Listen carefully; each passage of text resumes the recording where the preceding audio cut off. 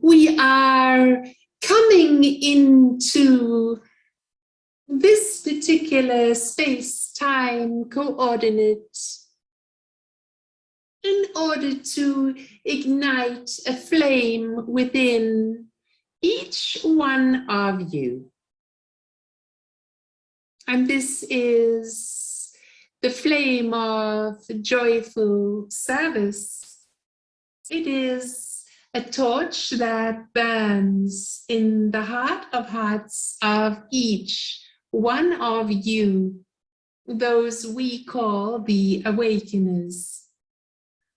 And you have perhaps noticed that when we call you the awakeners, we mention always that you have come here not only to awaken yourselves, but to be of assistance in terms of awakening the human tribe at large. And so the term itself that we use for you already implies that you are here for service. And we have added joyful to this term, for in truth, all service that is given without joy has an extremely low impact. It is when your heart is overflowing with love and excitement at the very idea that you could assist even one other mortal being, that your path of joyful service is truly ignited. And you who have already consciously been on this path understand that when you choose to be of joyful service, everything that you need to know, to learn, to understand, or to have in practical terms, such as enough money or the right workshop space or the correct assistant, will come to you because you are on track. And when you are on track, you are working with your soul star family. On this occasion, we will also refer to as Soul-Shards, and you will understand this more anon. And so we leave our channel to show you her little slideshow that she has prepared, and we will comment on this also. So the guides are very, very, very excited, and as I perceive them in this moment, there is a massive group of Pleiadian beings, possibly bigger than I've ever seen a group working with me in the Star Councils of Light. And some of these come from the Lemuria, and they are particularly excited about what we are learning and sharing on this occasion. So I'm going to show you some diagrams. I made a comment in my mind when my guide said Solara's little slideshow that, you know, it sounded a bit demeaning, but they were like, it's a completely neutral term, because they answer me when I have things to say. So you should still see me on the right-hand side of your screen and the first diagram here.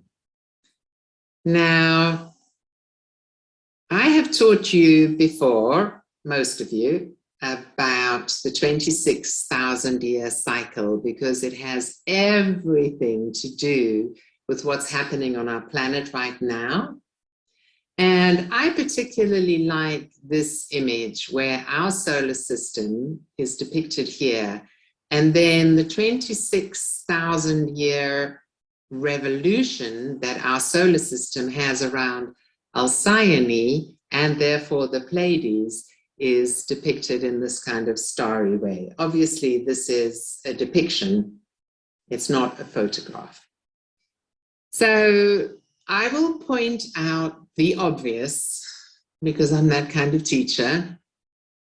This, our solar system, is our sun, which my guides usually refer to as our sun star. So if you hear the term sun star, think sun. And all the planets that revolve around the sun, including the Earth, is our solar system. And so it is our sun that is actually making this revolution over 26,000 years around Alcyone. And Alcyone is the central star of the Pleiadian star constellation, and it is considered their sun. So Alcyone is like the sun of the Pleiadian star system, and our sun star is the sun of our solar system. And they are intimately connected, as you can see by the fact that we are revolving around Alcyone. This is a natural part of our evolution. It has everything to do with where we are right now. So if you, let's just find this other image. Yeah. If you look at this depiction, this has the same revolution of our sun and solar system around Alcyone, together with the revolution of the other Pleiadian planets, the main planets in the Seven Sisters. There are thousands of stars in the Pleiadian star system, but the most important ones to us are called the Seven Sisters.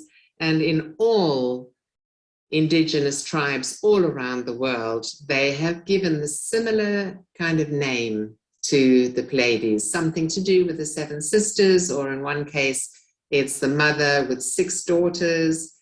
But all of the indigenous tribes understood that we had this very, very strong connection with the Pleiades, but our civilization is only just waking up to that fact, and only those who my guides would call the awakeners are really aware of it. Now, what is added into this diagram is the photon belt. So this photon belt is set in such a way in our galaxy that in that 26,000 year cycle, we are in the light for 2,000 years, and then we're in the dark, more or less, for 11,000 years. Then in the light for 2,000 years, and then in the dark again. And we have entered into the photon band. So we are at this very particular place where we are programmed to wake up. It's almost like we have a computer chip inside of us where our spiritual growth awakens. And this is the dawning of the new golden age. But the golden age can't just dawn without our participation, because it is our level of consciousness that is the dawning of the golden age. So this diagram shows you on an astrological level, in terms of the precession of the equinoxes, where we are now. So we know, most of us, that the last 2,000, roughly 2,000, it's more like 2,126 years, we've been in the age of Pisces. And this was an age of science and technology and mind, and a lot of progress on that technology front, that are kind of forgetting of how spirituality and technology actually fit together. And so here we are at the beginning of the age of Aquarius. But if you look across the opposite side, you see that opposite is the age of Leo. And why is that relevant to us now? It's relevant because the collapse of Atlantis happened at that point. So this is something that not so many people understand. Why is everybody talking about Lemuria and Atlantis, more so Atlantis? Why are these memories coming up from Lemuria and Atlantis? Why are we concerning ourselves with this ancient civilization? It is because we are at that opposite side. And as I've just explained, those two opposites are when you go through an age of light.